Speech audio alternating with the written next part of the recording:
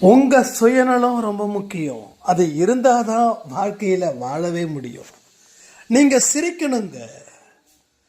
உங்களுக்கு தேவையானதை நீங்கள் பெறணும். இது இருந்தால் தான் எல்லாமே சாத்தியம். பிறருக்காக பிரார்த்தனை செய்கிறத விட வேறு வழி இல்லை. ஒருத்தவங்க மாறணும், மாறலையே நினச்சி கண்ணீர் விட வேண்டாம். அவங்க மாற்றக்கூடிய சக்தி கடவுளுக்கு இருக்குதுன்னு நம்புங்க. ஏன்னா யாருடைய தலையெழுத்தையும் உங்களால் எழுத முடியாதே. இந்த 3 விஷயங்கள் ரொம்ப முக்கியமானது இந்த பதிவில் சொல்லப்பட்டது. இதை சரியாக பண்ணிட்டீங்கன்னா வாழ்க்கை இவ்வளவு பெரிய அற்புதமா அப்படின்னு நீங்களே திகச்சு போகிற அளவுக்கு இங்கே வாழ்க்கை இருக்குது. சத்தியங்கள் ஜெயிக்கும், உண்மைகள் ஜெயிக்கும். அது வரைக்கும் தொடர்ந்து போராடணும். அறிவும் அனுபவமும் வந்து வந்து போகணும். நின்றுடுச்சுன்னா ஒட்டுமொத்தமும் கேள்விக்குறியாக மாறிடும். ஸோ பதிவு உங்களுக்கானது, கேளுங்க.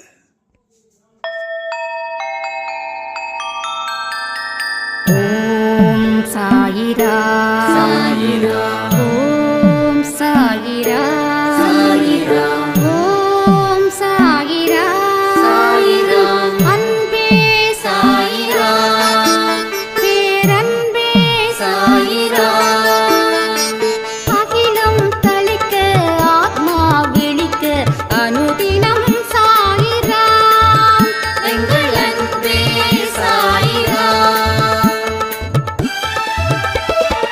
ஒன்றே இறைவன், ஒன்றே பூமிக்கென்றும் சாயிரா, சரணம் சாயிரா, நன்றே செய்து வாழ்வோம், நாம் ஒன்றே செய்து வாழ்வோம், அன்பே சாயிரா.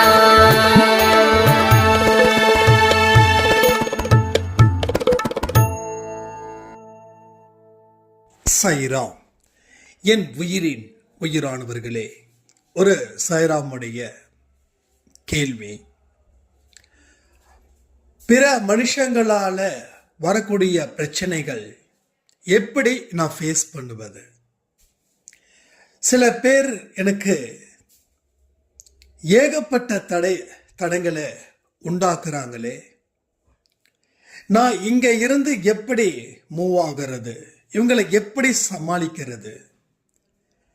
இவங்களை சமாளிக்கிறதே என்னுடைய வேலையாக போயிடுமோன்னு சொல்லி எனக்குள்ள பயம் இருக்குது. அதை பற்றி ஒரு தெளிவு வேணும் அப்படின்னு சொல்லி. இன்னொரு சாய்ராம், என்னுடைய உறவுகள் ரொம்ப கஷ்டப்படுறாங்க, அவங்களுக்கு கொஞ்சம் பொறுத்துரு, எல்லாம் சரியாயிடும் அப்படின்னு சொன்னால் கூட இல்லை, பொறுக்க முடியாது, நான் இந்த இடத்துல பேசணும், நான் இந்த இடத்துல சண்டை போடணும், நான் உண்டு இல்லைன்னு முடிவு பண்ணணும் அப்படின்றாங்க. வெயிட் பண்ணு, சாயப்பா இருக்காரு, எல்லாத்துக்கும் நான் உங்களை தான் உதாரணமாக காட்டுவேன் சாய்ராம் என்னுடைய உறவுக்கு. ஆனால் எந்த பலனும் இல்லை, நான் என்ன பண்ணுறது அப்படின்னு ஒரு சாய்ராமுடைய கேள்வி. 3வதாக இருக்கக்கூடியது சுயநலம்னா என்ன? எனக்கு அது புரியல. பல பதிவுகள் நல்ல ஒரு மைண்டை எங்களுக்கு கொடுத்துருக்குது. ஆனால் நாங்கள் செய்கிறது சுயநலமா பொதுநலமா? அதை பற்றியும் ஒரு தெளிவான பதில் வேணும் அப்படின்னு சொல்லி கேட்டிருந்தாங்க. இந்த 3ல் உங்களுக்கு எது அதிகமாக கேட்கணும்னு நினச்சிங்கன்றதையும் கமெண்டில் கமெண்ட் பண்ணுங்கள். முதல் பிரச்சனை, ஃபஸ்ட்டு ப்ராப்ளத்தை சால்வ் பண்ணுறது. ஒரே ஒரு விஷயம், உன் வழியில் செல்லாமல் என் வழியில் வா. இது சாயப்பா நான் அடிக்கடி மெடிடேஷன் பண்ணும்போதோ இல்லை அவரை பார்க்கும்போதோ அது மனப்பூர்வமாக அவர் எனக்கு சொன்ன வார்த்தைகள் தான். உன் வழியில் நடவாதே, என் வழியில் வா. அப்போ இந்த வழி எப்படிப்பட்டதா இருக்குதுன்னா, ஒரு பெரிய அதிசயத்தக்க வழியாகவே மாறிடும். யாரோட வழியில? அவருடைய வழியில சென்றோம் என்றால், அப்போ அவர் சொல்லக்கூடிய வார்த்தைகளுக்கு நாம செவி சாய்க்கிறோமா? இல்லை நம்மளுடைய அறிவை பயன்படுத்தி போய்கிட்டு இருக்கோமான்றதான்.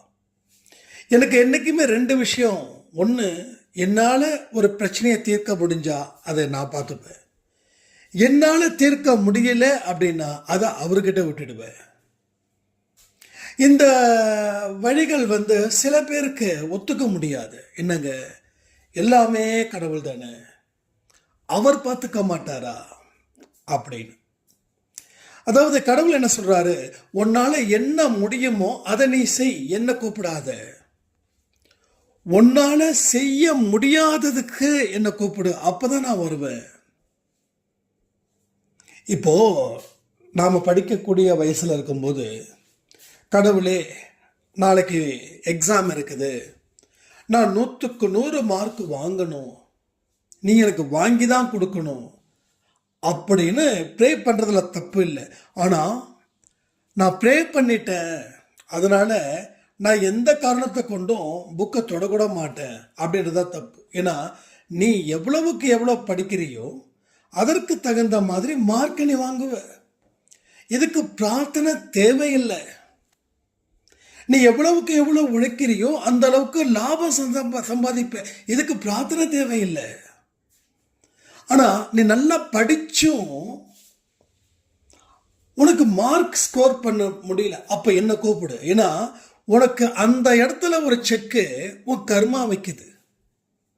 நீ நல்லா உழைக்கிற, உனக்கு லாபம் பத்தல. நீ நல்லா உழைக்கிறன்னு உனக்கு அறிவு இருக்குது, உன் அறிவு சொல்லுது, உன் மனசும் சொல்லுது. ஆனாலும் உனக்கு நஷ்டம்தான் வருது. அப்போ அந்த இடத்துல செக் நிக்குது கர்மா, அதுக்கு என்ன கூப்பிடு. ஸோ இது மாதிரி சொல்லிக்கிட்டே போயிட்டே இருக்கலாம். அப்போ உன்னோட கடமையை நீ செய், என்ன கூப்பிடாத. உன்னோட கடமை செஞ்சும் உனக்கு பிரச்சனை இருக்குதுன்னா என்ன கூப்பிடு. நீ கூப்பிடவே வேண்டாம், கூப்பிடாமலே நான் ஓடி வந்துடுவேன். ஏன்னா உன்னோட கடமையை நீ முழு மனதோட செய்யறல்ல, அதனால ஆசீர்வாதம். அப்போ பிரச்சனைகளை தீர்க்கணும்னா அவர் வழியில செல்லணும். அப்போ அவருடைய வழியில செல்லும் போது பிரச்சனைகள் தீரும். அப்போ அவருடைய வழிகளில் தான் நம்ம பயணிக்கணும்ன்றதுல நீங்க முடிவு பண்ணணும். அதுல சொல்லப்பட்ட விஷயங்கள் தான். பிரச்சனைகளை எதிர்த்து நின்று போராடு, அதுக்கு பலத்தையும் கூட்டு. அந்த பலம் உடல் ஆரோக்கியத்திலையும் இருக்கணும், மன ஆரோக்கியத்திலையும் இருக்கணும். பிரச்சனைகளை ஃபேஸ் பண்ணு. அப்போ உன்னால ஏன் பிரச்சனைகளை ஃபேஸ் பண்ண முடியலன்னா நீ அங்க ரொம்ப வீக்கா இருக்க, நீ எமோஷனலா இருக்க. அப்ப இத நீ தெரிஞ்சுக்கிட்டு அதற்கு தகுந்த மாதிரி தயார் செய்ய. அப்போ உனக்கு உண்மையிலேயே பிரச்சனைகளை அவங்க கொடுக்குறாங்களான்னு பாரு. சில விஷயங்கள் எப்படி தெரியுங்களா, சில இல்லை பலதுன்னு கூட சொல்லலாம். அவங்க பிரச்சனை கொடுக்குறாங்கன்றது உண்மை. ஆனால் அவங்க ஏன் பிரச்சனை கொடுக்குறாங்கன்னா நீங்கள் அவங்களுக்கு பதில் சொல்கிறதால, நீங்கள் பதில் சொல்கிறதால உங்களுக்கு அவங்க பிரச்சனை கொடுக்குறாங்க. அவங்க பதில் சொல்லாமல் நீங்கள் பதில் சொல்லாமல் உங்கள் கடமையை செஞ்சுக்கிட்டு இருந்தீங்கன்னா அவங்க கத்துற வரைக்கும் கத்தி அதுக்கப்புறம் ஆஞ்சு போய் ஓஞ்சு போய் ஒரு ஓரமாக உட்காந்துருவாங்க. நான் சொல்கிறேன்னு தப்பாக நினச்சிக்க வேண்டாம், தயவுசெய்து தப்பாக நினச்சிக்க வேண்டாம். ஒரு உதாரணத்துக்கு தான் சொல்கிறேன். ஏன்னா எல்லா உயிரினத்தையும் நம்ம கேவலமாக நினைக்கக்கூடியவர்கள் இல்லை. ஒரு தெருவில் புதுசாக போகிறோம், நாய் குலைக்குதா இல்லையா? உங்களை பார்த்து தான் குலைக்குது. நல்லா தெரிஞ்சுக்கோங்க, உங்களை பார்த்து தான் குலைக்குது. நான் எல்லா உறவுகளையும் மதிக்கிறேன், எல்லா உயிரினத்தையும் மதிக்கிறேன், அது உங்களுக்கு தெரியும். இது ஏன் சொல்கிறேன்னா, இல்லை அப்போ என் கணவரை நாயின்னு சொல்கிறீங்களா? ஏன் நாயின்னு சொல்லக்கூடாதா? நம்ம அந்த 5 அறிவுலேருந்து தானே 6வது அறிவு இருக்கு மாதிரி இருக்கிறோம். நாய்கிட்ட நல்ல பண்புகளே இல்லையா? நான் சொல்கிறது ஜஸ்ட் ஒரு உதாரணம். அதே போல் எந்த உயிரினத்தையும் நம்ம இது பண்ணவே இல்லை. ஏன்னா நம்ம சாயப்பா சொன்னபடி தான் இங்கே வாழ்ந்துக்கிட்டு இருக்கோம். அதை வச்சு தான் சொல்கிறேன், ரைட்டா? அப்போது அந்த தெருவுக்கு நீங்கள் புதுசாக போகிறீங்க, நாய் குலைக்குது. இப்போ நாய் குலைக்குதுன்னு சொல்லி நீங்களும் குலைப்பீங்களா இல்லை கடந்து போவீங்களா? இப்போ திரும்பவும் அந்த ஒர்க்கை முடிச்சுட்டு திரும்ப போகிறீங்க. அதே நாய் வெயிட் பண்ணிக்கிட்டு காத்துக்கிட்டு இருக்குது, எப்படா வருவீங்கன்னு. மறுபடியும் குலைக்குது. சரி, போகும்போது தான் நம்ம அந்த நாய்க்கு திருப்பி குலைக்க முடியல. இப்போ பாரு நாயே, நீ என்ன பார்த்து குலைக்கிறியா, இப்போ நானும் உன்னை பார்த்து குலைக்கிறேன் அப்படின்னா என்ன ஆகும்? ஊரில் இருக்கிறவங்க போகிறவங்க வரவங்க உங்களை பார்த்து பரிதாபப்படுவாங்களா, உங்களை பார்த்து சிரிப்பாங்களா, இல்லை நாயை பார்த்து பரிதாபப்படுவாங்களா, நாயை பார்த்து சிரிப்பாங்களா? கமெண்ட் பண்ணுங்க. அப்போது அந்த நாய் என்ன பண்ணுது? குலைக்குது, நீங்கள் கண்டுக்கவே இல்லை, அது பாட்டுக்கு அமைதியாகுது. இப்போ 3வது தடவை மறுபடியும் வரீங்க. இப்போ அந்த நாய் குலைக்காது. ஏன் தெரியுங்களா? இவன்கிட்ட குலைச்சி என்ன பண்ணு, இவன் ரெஸ்பான்ஸே பண்ணலையே, ஒரு சுட சுட எந்த விஷயமும் நடக்கலையே அப்படின்றது போல் 3வது தடவை வரும்போது நாய் பார்க்கும், உங்ககிட்ட வேலையே வச்சுக்காது, அது பாட்டுக்கு அடக்கொடுக்கமாக போகும். இப்போ யார் ஜெயிச்சா? நாயை ஜெயிச்சுதா, நீங்கள் ஜெயிச்சிங்களா? அப்போ யார் ஜெயிச்சிங்கன்னா இந்த இடத்துல நாய் ஜெயிக்கல, நீங்கள் ஜெயிச்சிங்க. அப்போ கண்டுக்காம போகிறது இங்கே பலருக்கு நல்லது, பல பிரச்சனைகளை குறைக்கும், பல மன அழுத்தத்தை அது குறைக்கும். ரைட்? இது புரிஞ்சுக்கணும். ஸோ பிரச்சனைகளை ஃபேஸ் பண்ணி தான் ஆகணும். 2வது, பலத்தை என்றைக்குமே இழக்காதீங்க. 3வது, கண்டுக்க வேண்டிய விஷயத்துக்கு மட்டும் கண்டுக்கோங்க, கண்டுக்காம உங்கள் வேலையை செய்யுங்க. குலைக்கிற நாய் அமைதியாகும். சரி, 2வது ஒரு சாய்ராம் சொன்னாங்க இல்லையா, என்னுடைய உறவு இப்படி இருக்கு, நான் எவ்வளவோ சொல்லியும் சால்வ் ஆகலை, சமாதானம் ஆகலை, நான் என்ன பண்ணுறதுன்னு தெரியலன்னு. ஒரே விஷயந்தான், உங்களுக்கு உட்பட்ட விஷயத்தை மட்டும் நீங்கள் செய்யுங்க. உங்களுக்கு உட்படாத எந்த விஷயத்திலையும் நீங்கள் செய்ய முடியாது. ஏன்னா ஒரு மனுஷனுடைய தலையெழுத்தை மாற்றி எழுதுவதற்கு கடவுளை தவிர வேறு ஒருவருக்கும் அதிகாரம் இல்லை. சரியா? உங்களுக்கு தேவையானது ஒன்றே ஒன்று தான், பிரார்த்தனை. அந்த பிரார்த்தனை பலிச்சதுன்னா உங்களுடைய உறவு எந்த முடிவு பண்ணாலும் அது நல்லதாகவே முடியும். நாம் நினைக்கிறோம் நம்ம அறிவுக்கு உட்பட்டு இப்படி இருக்காங்களே, இப்படி இருந்தால் வாழ்க்கை வீணாயிடுமே, இதனால் பல விதமான சிரமங்களுக்கும் ஆளாக நேரிடுமே. ஒருவேளை கடவுளே அந்த உறவுக்கு இல்லை, இப்படி தான் நீ செய்யணும், ஒன்றும் இல்லை, ஒரு அடிபடுது, ஒரு பெரிய ஒரு அடிபடுது, அதுக்கு சர்ஜரி தேவைப்படுது, உடம்புல கிழிக்கிறாங்க. சரியா? ஏன்னா ஏற்கனவே பட்ட அடி, இப்போ வேற உடம்புல போட்டு கிழிக்கிறாங்களே அப்படின்னு தாட் எல்லாருக்கும் வரும். ஆனால் உடம்புல கிழிச்சு தான் ஆகணும். அப்போ சில இடத்துல கடவுளுடைய விருப்பம் கூட அதுவாக இருக்கலாம். அதனால் உங்கள் பிரார்த்தனையில் மட்டும் கவனத்தை வைங்க. நாம் என்றைக்குமே அறிவாளிகளாக போயிடக்கூடாது. நம்ம சொல்லலாம், சமாதானமாக இருன்னு சொல்லலாம், பொறுமையாக இருன்னு சொல்லலாம். அதையும் தாண்டி நான் சமாதானமாக இருக்க மாட்டேன், பொறுமையாக இருக்க மாட்டேன்னு சொல்லுறவங்க கிட்ட நீங்கள் செய்ய வேண்டியது ஒன்றே ஒன்று தான். நீங்கள் சொல்லி முடிச்சிட்டீங்க, இதுக்கப்புறம் கடவுள் பார்த்துப்பாருன்னு சொல்லி நீங்கள் அமைதியாகிடுங்க. திரும்ப திரும்ப அதை உங்கள் உறவுக்கிட்ட பேசாதீங்க. திரும்ப திரும்ப அவங்கள கொந்தளிக்கிறது போல் செய்யாதீங்க. அவங்க அந்த பாயிண்ட்டுக்கு வந்தாலும் கோபமாக அவங்க சில பேர் மேலே கோவப்பட்டு அதை உங்ககிட்ட காட்டினாலும் அமைதியான முறையில் நீங்கள் இருங்க. கேட்டுக்கிற மாதிரி கேளுங்க. ஆனால் திருப்பி எந்த காரணத்தை கொண்டும் எந்த ஒரு பதிலையும் நீங்கள் சொல்லாமல் பார்த்து கொள்வதே சிறந்தது. ஏன்னா ஒரு மனுஷனை பசி வந்தால் அவன் பயங்கரமாக சாப்பிடுவான், பசிக்காதவ பெருசாக சாப்பிட மாட்டான். என்ன இவன் இப்படி சாப்பிட்றானே அப்படின்னு நாம் நினைக்கிறதும் கூடாது. அவனுக்கு பசி இருக்குது, அதனால் அவன் 2 கையால் சாப்பிட்றான். நமக்கு மிதமான பசி இருக்குது, அதனால் ஒரு கையால் சாப்பிட்றோம், அவ்வளோதான். அப்போது அவங்க சில விஷயத்தில் பாதிக்கப்பட்டு இருக்காங்கன்னும் போது அவங்களுடைய கொந்தளிப்புன்றது அதிகமாக தான் இருக்கும். முதல்ல கொந்தளிக்கும், அதுக்கப்புறம் தான் சால்வ் ஆகும். இப்போ பசிச்சவன் ஃபஸ்ட்டு 4 வாயில் பசி முடிஞ்சிடும். ஏன்னா அகார பசியில் இருக்கிறவன் அப்படி தான் சாப்பிடுவான். அதுக்கப்புறம் தான் நிதானமாக சாப்பிடுவான். மறுபடியும் பசிச்சா மறுபடியும் அதே மாதிரி சாப்பிடுவான், 2 கையால் சாப்பிடுவான். ஐ மீன் 2 கைன்னா 2 கை இல்லை, அவ்வளவு அவசரமாக சாப்பிடுவான். சாப்பாடு அவனுக்கு தான், அது வேற யாரும் கை வைக்க மாட்டாங்க அப்படின்னு தெரிஞ்சும் அவன் சாப்பிட்றான்னா உள்ளுக்குள்ள ஒரு இது கேட்குது, பசிக்குது பசிக்குது பசிக்குதுன்னு. இவ்வளோதான். அப்போ அவங்க ஒரு விஷயத்தில் பாதிக்கப்பட்டு இருக்காங்கன்னும் போது நாம் அந்த இடத்துல அவங்கக்கிட்ட பேசியும் அது செட் ஆகலைன்னா அமைதியான முறையில் இருங்க. கடவுளுக்கு ஒரு விஷயத்தை உங்களுக்காகவே அவர் சாதகமாக முடிச்சு தருவார். அதனால் அதை பற்றி ஃபீல் பண்ண வேண்டாம். ஃபஸ்ட்டு 2 பிரச்சனையை பார்த்துட்டோம். 3வது, எது சுயநலம் எது பொதுநலம்.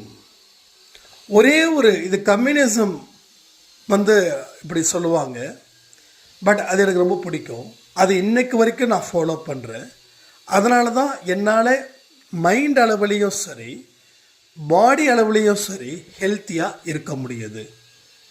உனக்கு தேவையானதை மட்டும் எடுத்துக்கோ. உனக்கு தேவையானது. இப்போ ஒரு 4 இட்லி சாப்பிட்றோன்னா எனக்கு 8 இட்லி இருக்கும், எனக்கு 4 இட்லி போதும் அப்படின்னா 4 இட்லி மட்டும் எடுத்துக்கோ. 5வதாக இருக்கிற இட்லி அது உன்னோடது தான், இல்லைன்னு சொல்லலை. ஆனால் அது பிறருது, அதை நீ சாப்பிடாத. அப்போது வாழ்க்கைக்கு தேவையானதை நீ எடுத்துக்கோ, அதிகமாக நீ எடுத்துக்காத. அதே போல் நீ நல்லா இருன்றத சுயநலன்னு சொல்லுவாங்க சில பேர். அது சுயநலம் சத்தியமாக கிடையாதுங்க. ஆனால் இது சுயநலம் இல்லை, ஏன்னா இது பொதுநலம். நீ நன்றாக இருந்தால்தான் பிறருக்கு உதவி செய்ய முடியும். இப்போ நான் நல்லா இருந்தால் தான் மற்றவங்களுக்கு என்னால் ஆன உதவிகளை செய்ய முடியும். அப்போ பொதுநலத்தை பேஸ் பண்ணி நாம் சுயநலமாக இருந்தால் தப்பே கிடையாது. ஆனால் நான் நல்லா இருந்தால் போதும், எனக்கு தேவையானது கிடைச்சிடுச்சு, எனக்கு தேவையான அறிவு கிடைச்சிடுச்சு, எனக்கு தேவையான எல்லாம் கிடைச்சிடுச்சு, நான் இதை ஒருவருக்கும் சொல்ல மாட்டேன், யாருக்காவது சொன்னால் எல்லாரும் என்ன மாதிரி ஆயிடுவாங்களோன்னு சொல்லக்கூடிய மனிதர்கள் 100க்கு 90 பேர் இருக்காங்க. 100க்கு 90 பேர் இருக்காங்க. ஆனால் இந்த 90 பேரும் அவங்களையும் அவங்க சந்தோஷமாக பார்த்துக்க மாட்டாங்க, மற்றவங்களுக்காகவும் அவங்க வாழ மாட்டாங்க. ஆனால் சுயநலம் மிக்கவர்களாக இருப்பாங்க. எப்பொழுதும் ஒரு காரியத்துக்காகவே மனிதர்களை தன் கூட வச்சுப்பாங்க. அந்த காரியம் முடிஞ்சிருச்சுன்னா அந்த மனுஷனை தூக்கி போட்டுருவாங்க. அப்போது நம்மளுடைய சுயநலம் பிறருக்காக வாழ்வது அப்படின்னும் போது அது தப்பே கிடையாது, அப்படி தான் இருக்கணும் கூட. இப்போ சாய்பா ஷீரடியில் அத்தனை வருஷம் வாழ்ந்தார். அவர் உணவு அருந்தினார். ஏன்னா உணவு இருந்தால் தான் உயிர் வாழ முடியும். ஆனால் நான் ஜென்ரலாக சொல்கிறேன், நீங்கள் ஒரு தெய்வமாக பார்க்க வேண்டாம். ஏன்னா என்ன விஷயம் அப்படின்னா, இவங்க ஜீசஸ் ராகவேந்தர்லாம் எதுக்குன்னா மனிதனாக பிறந்து மனிதனாக வாழ்ந்து அதில் பல துன்பங்களை பட்டு அதன் மூலமாக ஞானத்தை போதித்தார்கள். அவங்க வர வேண்டிய காலம் வந்த உடனே அவங்களுடைய அடுத்த பிறவின்றது இல்லாமலே போயிடுச்சு. பட் நான் சாய்பாவை ஒரு மனுஷனாக பார்த்தீங்கன்னா அதில் நிறைய விஷயங்கள் உங்களுக்குள்ள புரியும். அவர் பிறருக்காக வாழ்ந்தார். அப்போது தன்னுடைய தேவைகள் 1-2 தேவைகளை அவர் எந்த விதமான குறையும் இல்லாமல் பார்த்து கொண்டார். சிரிச்சாரு, நடந்தார், ஏன் பல நடனத்தை கூட ரசித்தாருன்னு ஷீரடியில் சொல்லியிருக்காங்க, சச்சிதம் சொல்லியிருக்காங்க. அப்போ எல்லா விஷயங்களும் அவருக்கு பொழுதுபோக்கையும் என்ஜாய் பண்ணார். ரைட்டா? அவருக்கு தியானத்தையும் என்ஜாய் பண்ணார், மனசில் கடவுளையும் நிறுத்தினார். நிறைய விஷயங்கள் சரித்திரத்தில் இருக்குங்க. நீங்கள் எந்த வகையில் புரிஞ்சுக்கிறீங்கன்றது முக்கியம். ஏன்னா படித்தவங்களை எல்லாத்தாலையும் அந்த முழுசாக புரிஞ்சிக்க முடியாது. நீங்கள் எந்த இடத்துல ட்ராவல் பண்ணுறீங்கன்றதை பொறுத்து தான் அந்த புரிதல் கூட அபாரமாக இருக்கும். இல்லைன்னா ஒன்றும் புரியாது. ஆமாம் சொன்னார் அப்படின்னா. ஆனால் இன்றைக்கி எவ்வளோ பெரிய விஷயங்கள் நடந்திருக்குதுன்னா, ஒரு விஷயமும் எனக்கு அது வழிகாட்டியாக இருக்குது. ஒரு நிமிடமும் நான் அவர் கூட இருக்கிறது போலவே நான் ஃபீல் பண்ணுறேன். அதனால் எந்த இடத்தையும் விடாமல் மேலும் மேலும் முன்னேறுங்க. இந்த 3 விஷயங்களும் உங்களுக்கு மிக மிக முக்கியமானதாக இருக்கும். நீங்கள் எந்த இடத்துல தப்பு பண்ணீங்க, எதை சரி பண்ணீங்க, எதெல்லாம் உங்கள் வாழ்க்கையில் பயன்படுத்துகிறீங்க அப்படின்றதையும் இந்த பதிவில் நீங்கள் நிச்சயமாக கமெண்ட்டில் சொல்லணும். ஏன் கமெண்ட் சொல்கிறேன் கேட்குறேன் அப்படின்னா, உங்கள் மனநிலை எப்படிப்பட்டதுன்றத எனக்கும் தெரியணும், பிறருக்கும் தெரியணும். ஸோ வாழ்க்கைன்றது எல்லாத்தையும் படிக்கணும், அதை ஆழமாக படிக்கணும், படித்ததை வாழ்க்கையில் பயன்படுத்தணும், அறிவை பெறணும், அனுபவத்தையும் பெறணும், அந்த அனுபவங்கள் மூலமாக மேலும் மேலும் அறிவுகளை பெறணும், அந்த அறிவை வச்சுக்கிட்டு மேலும் மேலும் அனுபவங்களை பெறணும். ஸோ இதுவும் அதுவும் போய்கிட்டே இருக்கணும். எங்கே எது நிற்குதோ அன்றைக்கி வாழ்க்கை நிற்குதுன்னு அர்த்தம். எது நிற்கலையோ வாழ்க்கை தொடருதுன்னு அர்த்தம். வெற்றி தொடருதுன்னு அர்த்தம். சந்தோஷம் அதிகரிக்குதுன்னு அர்த்தம்.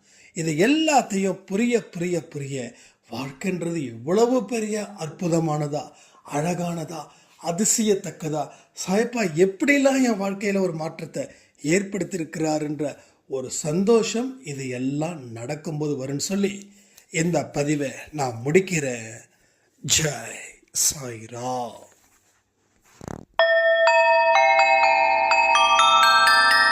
ஓம் சாயிரா.